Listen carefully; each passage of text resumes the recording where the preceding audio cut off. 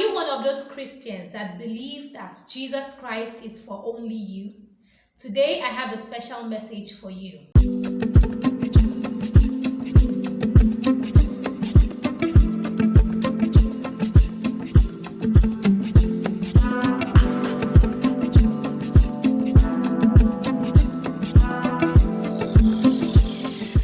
Hello Lila's fam.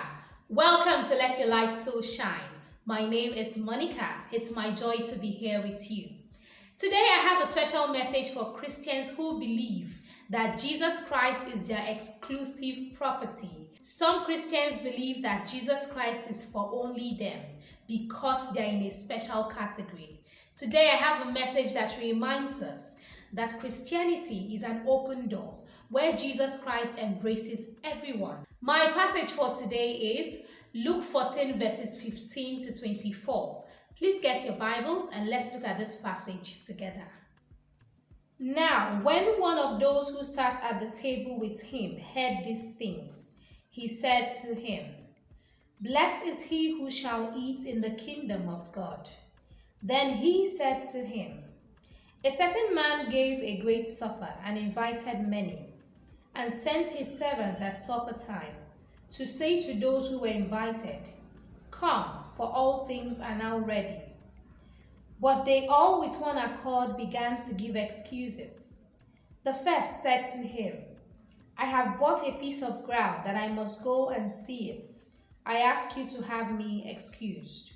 And another said, 'I have bought 5 yoke of oxen and am going to test them. I ask you to have me excused.'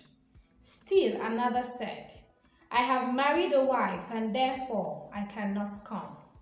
So that servant came and reported these things to his master.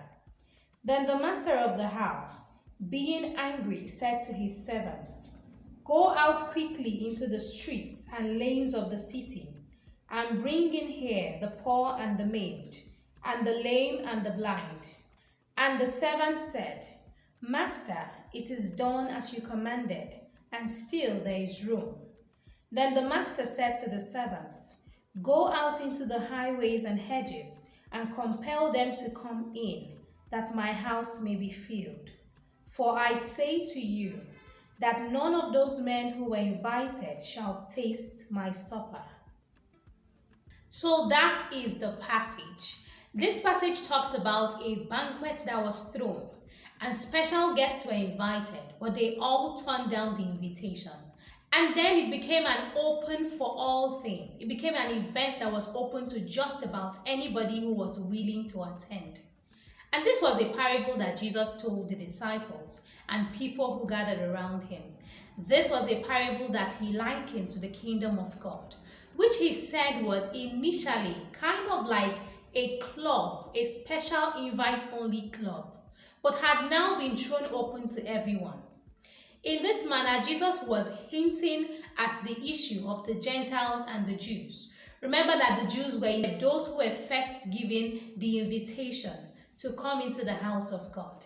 And then it became an open for all thing, where the Gentiles and the non-Jews were also invited.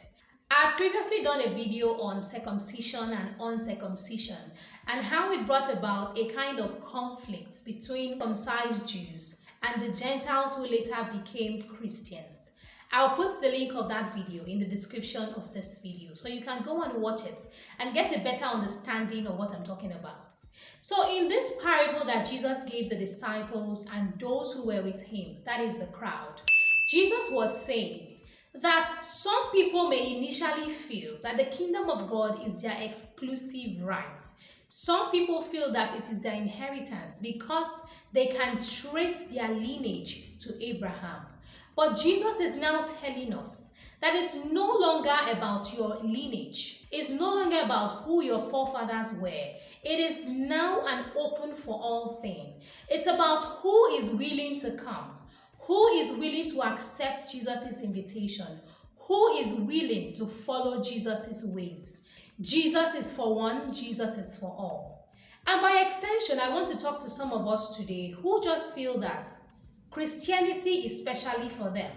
Some people feel that because they grew up in the house of the Lord, They feel that because they grew up as Christians, that is their exclusive rights. And those people who are just now becoming Christians or who have become new converts are people who do not quite belong because they feel that Christianity, the church, the house of the Lord is their exclusive rights.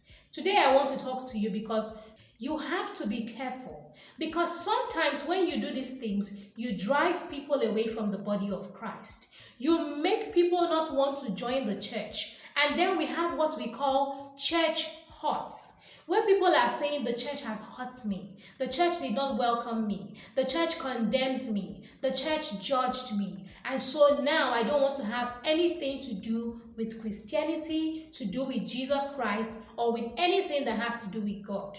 We have to be careful as Christians. We should be willing to embrace everyone, accept everyone, and bring them into the body of Christ. This is not an exclusive club where you feel like this is your unique property. This has your name on it. It is the house of God. It's not your house. It's not your property. And even if you donated that building to the church, you need to know that that building is not your property. It is now a place where Christians converge. It is now a place where the congregation comes together and they commune and they worship God in truth and in spirit. And so even if you are the donor, you have relinquished that property. You have relinquished it to God. And so you must not hold on to it. You must not feel that you still have rights over that property. Who goes in? Who goes out? Who is not permitted to come in? Who is not allowed to step in? You do not have that right. The body of Christ is you and me. The body of Christ is everyone out there who is willing to come to Jesus Christ. And none of us has the right to send away anybody who wants to come to the body of Christ. You do not have that right, and I do not have that right. We are all equal in the sight of God. Jesus died for you. Jesus died for me. And Jesus died for that person that you are judging and you feel is undeserving to come into the church. The church is nobody's property. The church is not your exclusive right. The church is not my exclusive right. The church is for everybody. And so you must be welcoming. And even if you cannot stand that person, I need you to realize the person is not in church because of you. Did you hear what I said? Do I have to take it again? I will say it one more time. That person came to church because God has been speaking to his or her heart. God has been having a personal tete-a-tete with that person and has said, come to my house. And how dare you become the stumbling block that prevents that person from coming to commune with the body of Christ? How dare you? Do you know that that is a sin? Do you know that you are working against God? Do you know that you're putting yourself as a stumbling block between those who want to come to church and the body of Christ? This is a communion. This is a congregation. These are fellow worshippers, and that new convert is just as welcome as any other person in that church. That new convert is just as welcome as you were when you first came to that church. That new convert, that repentant soul, that soul that heaven is rejoicing over is very welcome to come into the house of God. The house of God is not your exclusive right. You have no right to stand in God's way. You have no right to work against what God is doing in that person's life. And when you realize this, when you realize the import of what you have been doing, I need you to step aside. This message is for you to understand that you are not working for Christ. You are not Christ's chief whip. Let me say it again. You are not Christ's chief whip. And for some people, they will say assistant Jesus. You are not assistant Jesus. It is only Jesus who is allowed to judge because he has gained that right. He has qualified for that, having died and resurrected for your sake and mine, and for the whole of humanity. Jesus has the right to judge. You do not have that right to judge. And so you need to step aside. Even if you cannot welcome that person, do not be a stumbling block. Go out of the way. Leave that place. Leave the person alone. Let that person come in. Let that person feel welcome. Let that person feel at home. Let that person come in and commune and learn and become an even better Christian. That is what the body of Christ is all about. That is what being a true Christian is all about. It's not about you standing in the way and feeling like you are better qualified or you are a better Christian than the next person. I hope this message has blessed you, and I hope it has put a spotlight and made you understand the wrong of your ways when you judge people who have not been in the body of Christ for a long time, or who are new converts, or who do not understand the ways of the church. Let people come in and commune. Let people come in and have access to their Heavenly Father. Do not send people away from the church because you are unfriendly, because you are unwelcoming, because you are judgmental. The house of God is for you. The house of God is also for the next person. So you must be willing to accommodate. You must be willing to welcome. You must be patient with new converts, and you must let them be. Because Jesus died for them just as much as he died for you. If this message has blessed you, please drop a comment below. Also, if you like to watch more Christian videos that strengthen your faith and remind you of God's promises as well as Christ's commandments, please subscribe to this channel. Simply click the subscribe button and get subscribed to this channel today. It is completely free of charge. You don't have to pay a cent to subscribe to this channel. Simply click the subscribe button and become a part of Lila's fam. Also, do not forget to click the notification button so you'll be notified as soon as I update. Please like this video, give it a thumbs up if you enjoyed watching it. Also, please share this video with everyone.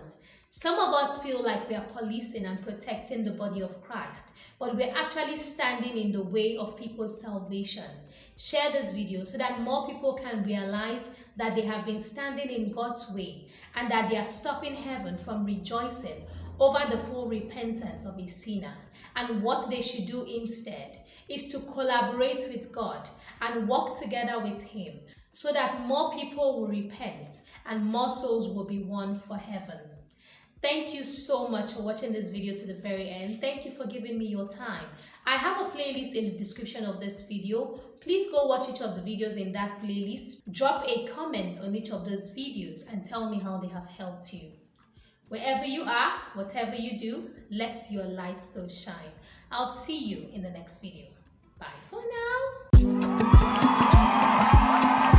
Please subscribe, click the notification button, like this channel, share our videos, and follow us on social media. Thank you very much.